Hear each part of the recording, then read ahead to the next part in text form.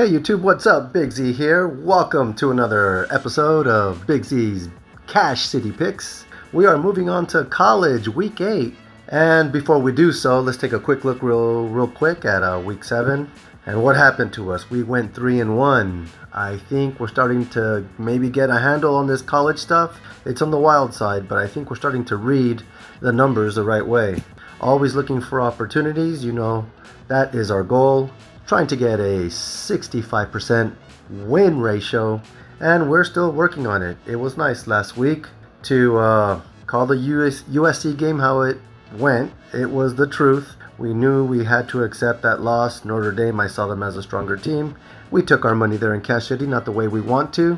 We prefer a USC victory, but you got to face the facts. Okay, this week, looking at USC, they are facing a Utah that I think will bring a very close game to them.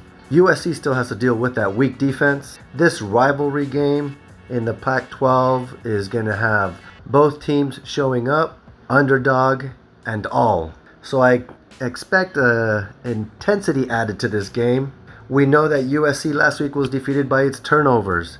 They were giving a short field every time to the opponent in Notre Dame, and it was easy for them to capitalize and run that score on them. Also, we know that USC needs to play a more balanced game between the run and the pass. That's how Notre Dame played. They didn't do anything spectacular, but they had a very balanced game between the run and the pass. I expect this match between USC and Utah to be a very close game, both teams learning from their past experiences in the last couple of weeks. Utah is going to bring the game. It's going to be a very close game. I have USC winning, but they will not cover the -7.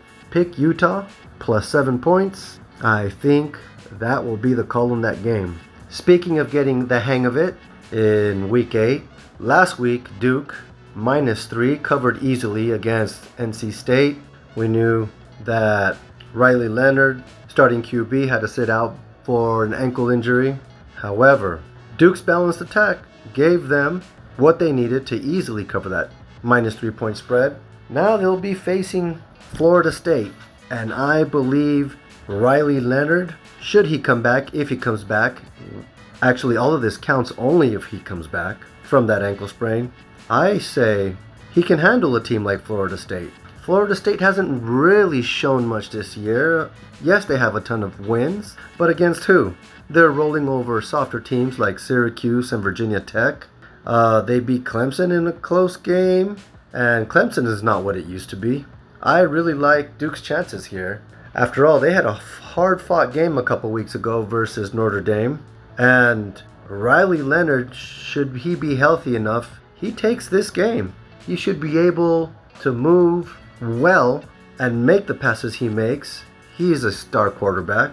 I even see them winning. Duke wins this game by 1 or 2 points. If not, chances are it's probably going to be a loss by Duke, but it would be a very close loss. A very close loss. They cover the -14 points that Florida State has, -14.5. I say they're good for a quarter unit. I'm still high on Duke. Let's go, Duke. Take us to Cash City.